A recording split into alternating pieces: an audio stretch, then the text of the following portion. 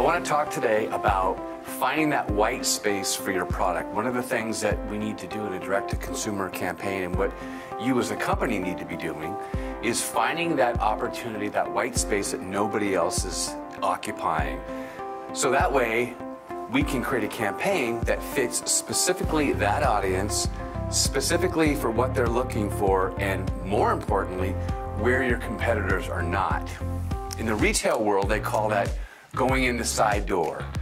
An example of that would be 5-Hour Energy. 5-Hour Energy was a product that, instead of trying to make a 5-Hour Energy, which was like 12 ounces, like everybody else, the Monster energy drinks and the Red Bulls and all those other types of products, which are owned by huge conglomerates like a Coca-Cola or Pepsi or Red Bull itself, and getting shelf space for 5-Hour Energy would have probably been impossible. So the gentleman who started 5-Hour Energy figured, he only needed this much of the energy liquid because he wasn't trying to cure thirst. He was trying to get people to get energized. And he found this product and he developed his own. And he said, well, why don't I just make a bottle that's this big so you can get natural energy instead of all this sugar and all this liquid in a 12-ounce can, and I'd have to fight it out with everybody else. And I probably wouldn't win because those big conglomerates are going to squeeze him out of the opportunity. So what he did is he created these 5-ounce 5-Hour Energy bottles and said, you know what, I'm going to put them on cash register as you walk out.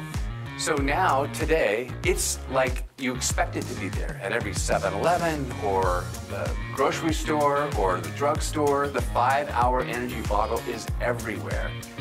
So what he was able to do was get into the energy market through the side door, not doing what everybody else is doing, but found his shelf space on the counter walking out. So I bring that back to a direct-to-consumer campaign. So although he entered the market from the side door, what we really try to work with customers doing is trying to figure out what that white space is. A lot of times, clients come in and they talk about where they've been successful, what they believe their product problem solves, and who has been buying their product. That's all very, very valuable information. But interestingly enough, a lot of times that universe could be too big. So if you can find a white space where your product can do better because of your unique selling proposition, you don't have to own the whole market. You can own that niche or that white space.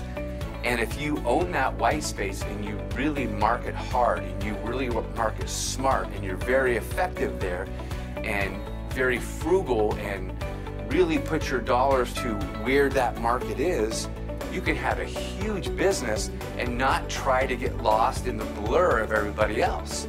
So really think about where is the specific space in that white space for my product or service. Don't try to solve everybody's problem and don't try to take out everybody, because that's a very, very expensive venture.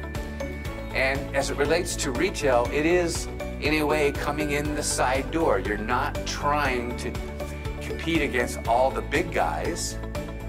You're trying to find your audience, your space, and once you find that, you can grow and you can scale and you can be extremely, extremely effective, profitable, and have a very successful business. This has been a production of Script to Screen, the leading performance marketing agency. Data-driven creative content for all channels. Let's take your brand to the next level.